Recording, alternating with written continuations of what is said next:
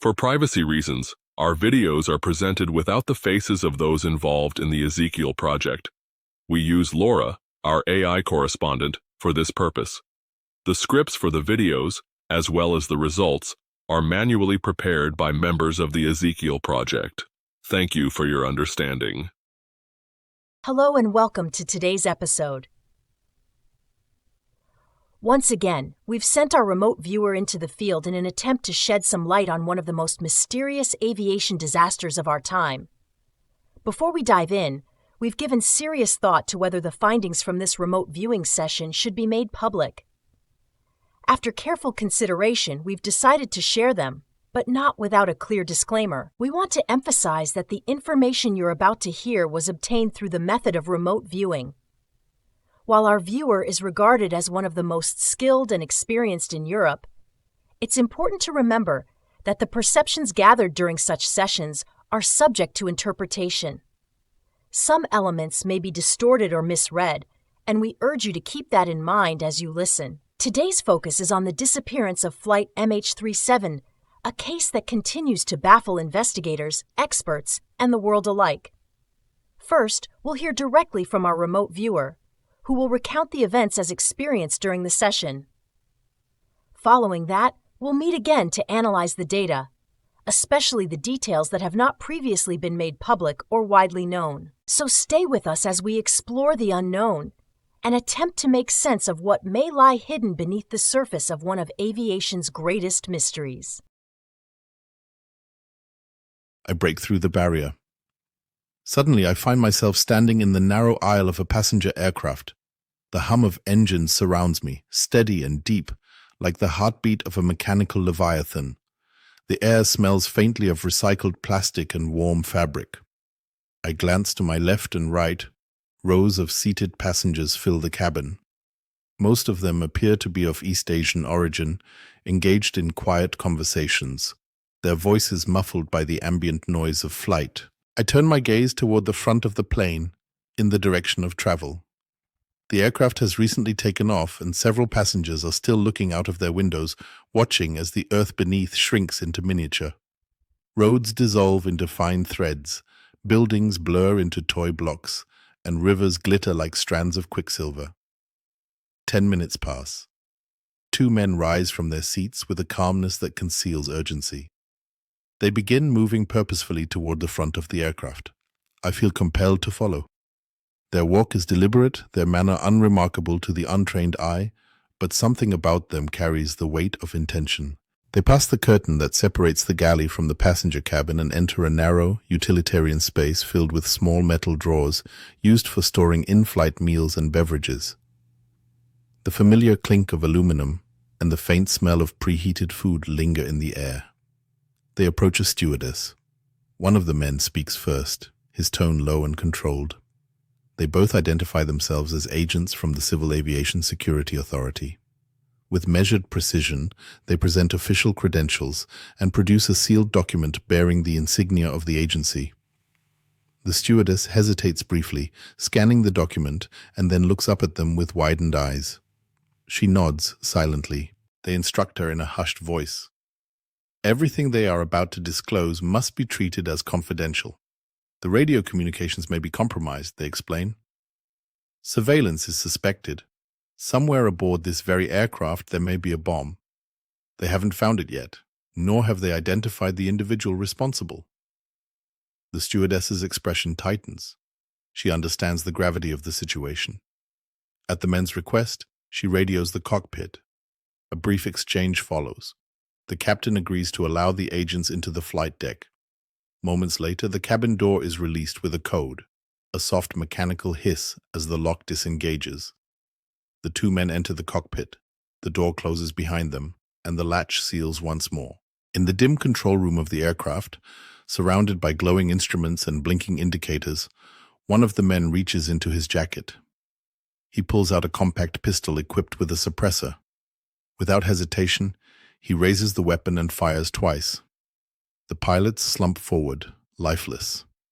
In silence, the agents move their bodies from the seats and lay them out of the way. The takeover is swift and surgical. They strap themselves in and assume control of the aircraft.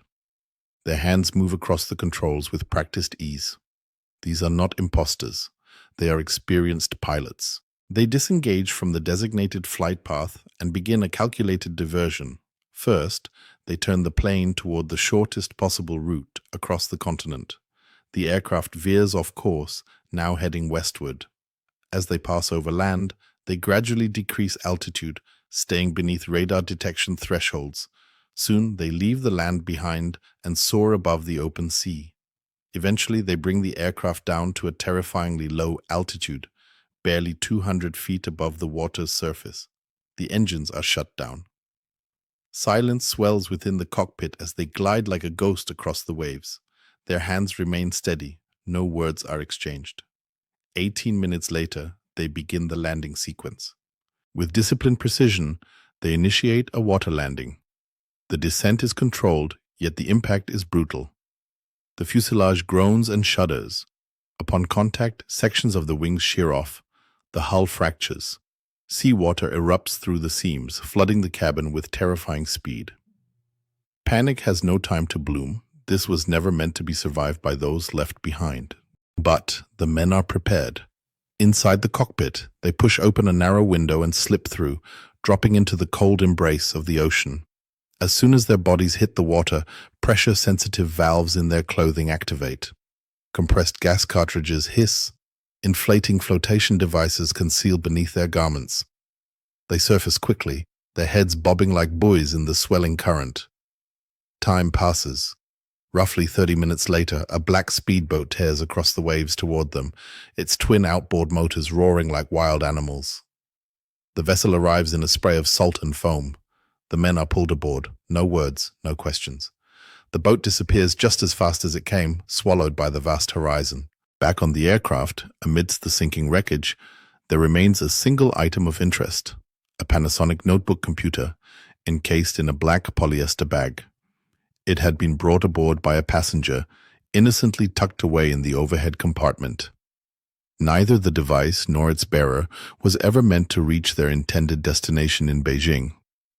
As I float above this moment, watching the aftermath unfold in surreal silence, I etch the coordinates of the crash site into memory. Every detail burns itself into my mind, metal bending, water swallowing, lives disappearing. And then I wake. My eyes snap open. I lie still, breathing hard, the edges of the dream still sharp. But it wasn't just a dream, not in the way dreams usually are. There's something unnervingly concrete about what I just witnessed. I search my memory, scouring news articles, reports, anything that might explain it, but I've never read about this. Not once. Every time I undergo these sessions, I come away questioning. Are these intricate visions merely constructs of my subconscious? The ghostly scaffolding of my own experiences?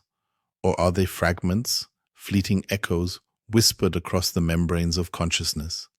Something shared, not imagined, something real, and if real, who is listening? Let's move on to the analysis of the viewing. Point 1. Up until the moment the aircraft disappeared from radar, all available data aligns clearly with information that has been published in official documents. There is nothing unusual about the flight's trajectory or communication records before that point. Point 2. The location of the crash was described with remarkable accuracy by the remote viewer. You can see the indicated area here on the map, marked by the red circle. The level of detail provided was highly specific and corresponds with known geographical features. Point 3. The possibility that non-human intelligences, commonly referred to as NHIs or UFOs, were responsible for bringing down or abducting the aircraft has been thoroughly ruled out by our remote viewing session. There were no indicators supporting that theory. Point 4. Thanks to research conducted after the viewing, we can now confirm with a high degree of certainty that the item in question was a laptop bag. Inside was a Panasonic outdoor rugged notebook called Hardbook, wrapped in a blue transparent plastic cover, most likely for waterproofing or insulation.